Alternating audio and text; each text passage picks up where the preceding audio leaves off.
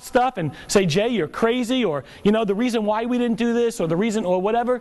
Just, let's get conversation going here, because you guys are going to learn more from each other than you're going to learn from me. I can promise that. All right? And there's some pretty knowledgeable people in here who I don't know if it's just being, off their game that day, or just, hey, you know what, this person didn't look like a buyer, right?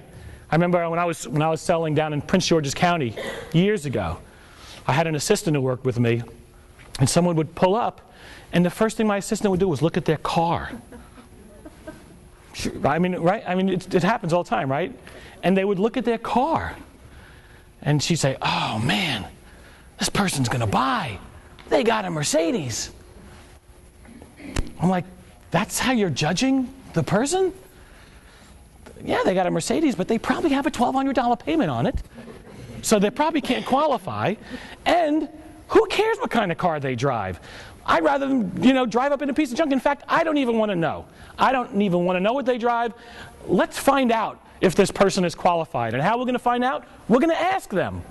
We're going to talk to them. We're going to discover what their needs and wants are. We'll get to the qualifying financially, all right? And we really do need to be doing that here as well. We need to sit down with our prospects and run numbers with people, all right? And we're not doing that. That is also a 0, by the way, on this end. We need to be running numbers with people.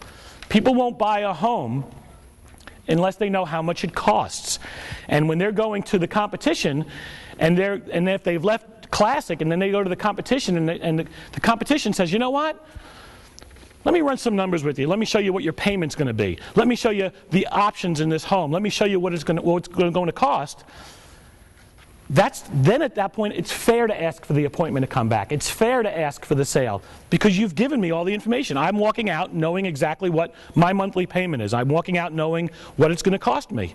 If I'm leaving here and I don't know what it's going to cost me, except that it says, $239,000, and oh, by the way, this home has a lot of options, so it's a $252,000. It doesn't mean anything. I don't know what $252,000 translates to my monthly payment. I don't know what my taxes are. I don't know how much money I'm going to need down. I don't know what my closing costs are going to be. I don't know any of those things, so I need to understand that. And if you can't explain it to me, as the person who is really, I guess, it is it's a dual kind of a dual agent, a dual agency, right? I mean, you guys represent the seller, but you represent the buyer. So if I'm going into the home with you, or if I come into the home and you're there, what's your name? CJ. CJ. If I'm coming into the home with you, and you haven't explained to me all the costs, my closing costs, my what the options are, what kind of incentives I'm going to get, my warranties, all those kinds of things. I mean, you tell me, if your competition is doing it, why wouldn't I buy from them if all things are equal, let's say? And let's face it, Classic, great home. Everyone loves Classic homes. They build a really nice home. But everybody builds a 4-bedroom, 2.5-bath home. I could show you 1,000 of them that I'd probably be happy with, right? So what makes the difference in me buying from you or buying from your competition? If the homes are all the same, and there's different designs and everything else, but look, we've all been in a lot of homes here. You walk in, you got a center hall colonial, you got your stairs on the right or on the left, you go up the stairs, you got 4 bedrooms, you got a master bath, you got another bathroom, you got a half bathroom downstairs, kitchen, family room off the kitchen, living room, dining room. I've just described a home that every single builder in the country sells. Right? Every single builder in the country.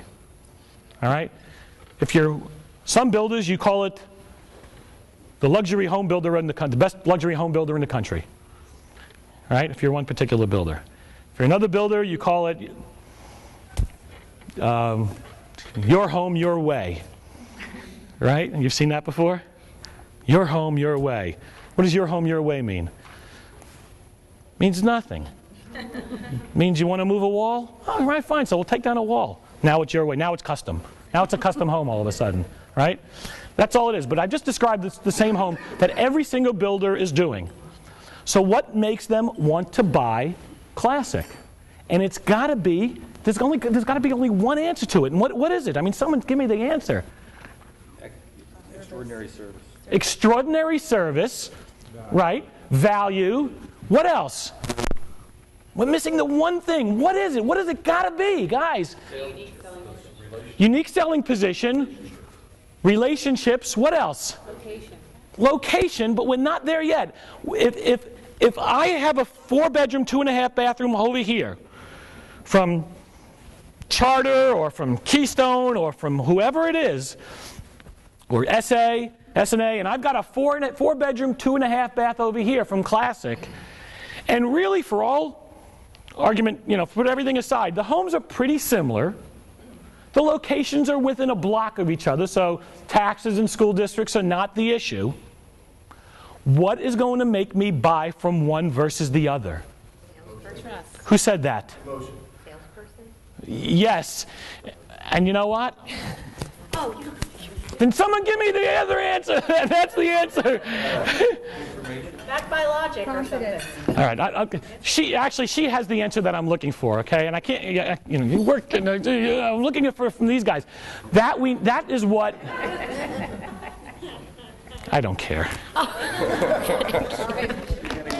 There you go. Where your numbers come from, the Toll Brothers and everybody else that you consult with? Right. And I'm telling you this. Yeah. Okay. And Jim just brought up. I'm telling you this not because this is the only company I do this for. Okay. I do this for. I have about 62 clients. All right. I do what I'm doing here. I do this for Toll Brothers. All right. I do it for Richmond American. I do this for K. Hovnanian. All right. I do this for all the nationals, and I do it for a lot of these smaller builders as well. So I'm not telling you anything that I don't have a real statistic for. I really do. I've really looked at this and figured out where the issues are. All right. We're not pulling this from a hat. Go ahead. I'm the first to admit that the best sales have been in here. Can use some improvements, some suggestions. But my question on what you're showing us is, these people you're comparing us to that are at 90 and we are 10, are they selling more houses than we are? They actually are, because in some of your communities, now maybe in some they're not, but in some of your communities where you might be selling 1 or 2 or even 5 homes a year, all right, and that's probably like how many homes in your community do you sell? How many did I sell? How many homes in your community for Classic communities? There's about 100. You sold 100 homes this year? No, we have about 100 units, Okay. 100 lots, whatever you Okay, but how many did you actually sell in 2010? I'd say about a dozen. A dozen. In this world, a dozen in a community is actually pretty good, right? In the Toll Brother and the Ryan world, that is a community that they would pull out of because it's not paying their bills. Because these guys have worked really much smarter actually than a lot of the nationals, and they really have. They've worked a lot smarter. They've got the land better, and they understand everything a lot better. The nationals, if they're not selling 3, 4, 5 homes a month, they're not making any money. So they are. Not only that, it's because there's a whole lot of other reasons, but because their marketing is so expensive. I mean, you look at a national, and if you look at like look at a Toll Brothers or something like that. I mean, what do you think, just as a dollar amount, what do you think it costs to get a physical body through that door? In other words, for every car that pulls up and that physical person walks in and says hi, what do you think marketing dollars that costs an average national builder? $500. How much? 500. 500? 1,000? 2,000? 1,500? But there's a difference. Major builders pulled out of here because they couldn't survive exactly what you're talking about. That's true. People that supported them are like Classic communities that can survive on the 10 to 12 to 15. Exactly my point. They can survive on it. Right. They can survive on it, and that's why the Nationals. That's why I said the Nationals have pulled out. Now, not all of the Nationals have pulled out. There's some. You still have the Ryans in the Pennsylvania, not in Harrisburg, but you do have on the outskirts, in Carlisle and things like that. So you do have that, and I don't think Toll was ever was ever a player here. It's just not Well, their they market. were, they? Then they pulled out. Yeah, this hasn't been their market for a long time. So it does work. You know, the 12 could work here. But it does cost, on the nationals, it's running somewhere between $300 and $500 because it's spread out over a lot, and they're getting a lot of traffic. On the regionals, on the local builders, we are seeing costs somewhere in that $1,000 to $1,200 per body. Now, could you imagine, what's your name? Jennifer. Did you work this weekend? I did. What was your traffic? I had 4 people through. 4 people, 4 groups, okay, and what's the site? Good Hope Farms. Good Hope Farms, okay. She had 4 people in. How many of them did you sell? None. Okay, okay, that's fine. All right. If every person that came out of that car, you had to physically write a check for $1,200. All right? I mean, this is all right? I come out of the car. You say, ooh, there's a prospect. Cha-ching, cha-ching, cha-ching, cha-ching, cha-ching. You take out a lot of quarters. All right? Cha-ching. Pull out the wallet. Call up the husband. How much credit we have left on the credit card? I need to pull out some cash. All right? And I walk in and I go, what's your name again? I'm sorry. Jennifer. Jennifer. And you say, hi, I'm Jennifer. And I say, hi, I'm Jay. Nice to meet you. Nice to meet you. How would you like to pay me? Cash or check? It wouldn't be fun. And you say to me, well, it just so happens I have $1,200 here for you. And you're like Monty Hall. Remember Monty Hall? Let's make a deal? You wouldn't remember that. You know, I hate when I show my age. All right? And you go, 1, 2, and everyone in the audience counts 3, 4, 5, 6, 7, 8, 9, 10, 11, 12. And you just peeled out $1,200 to me. And then you say to me, feel free, walk through. If you have any questions, let me know. And I go like this. Thank you.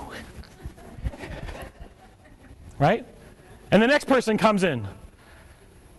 And they say, it's my twin brother. I go back into the car. I just realized I made $1,200. What do? I change my shirt, I change my pants, I change my shoes, and I go, hi, how are you? I'm Jeff.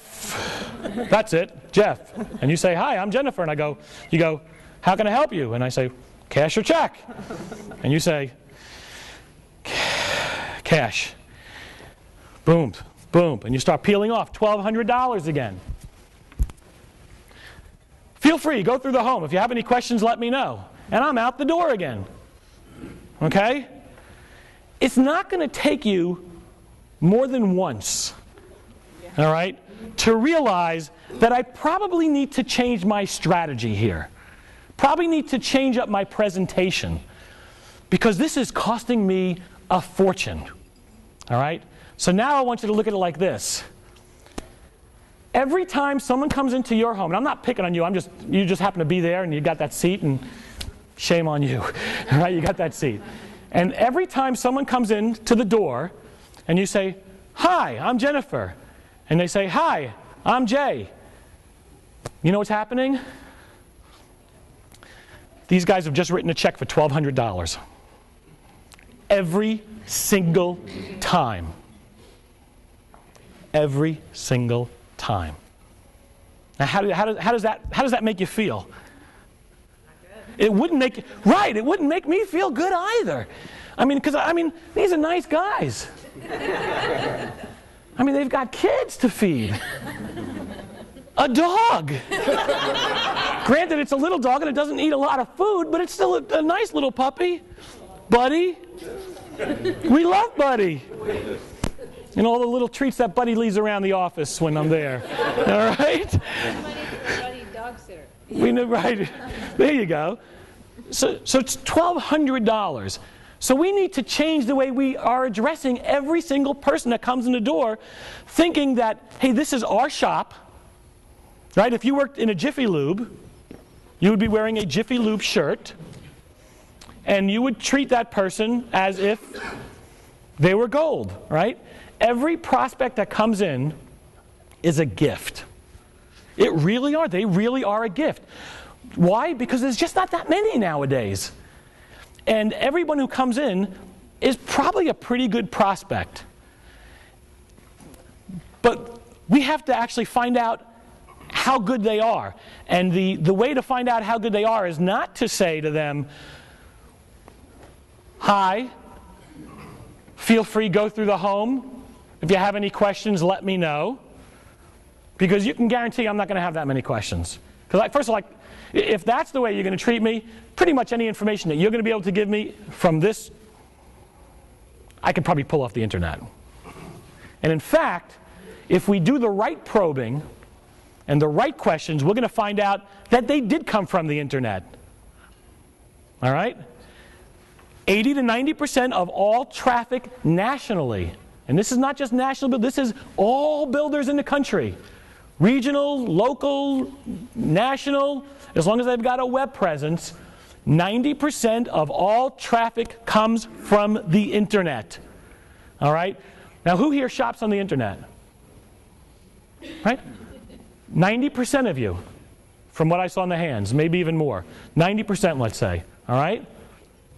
When you shop on the internet, go ahead. A point I want to bring up too, because I think when we stress about prospects, co-broke realtors are as much of a prospect than people that come in our open houses. One thing I get frustrated with, if I sell in another community a lot of times, the information that we're privy to on the internet is not that great as far as what the development's actually about.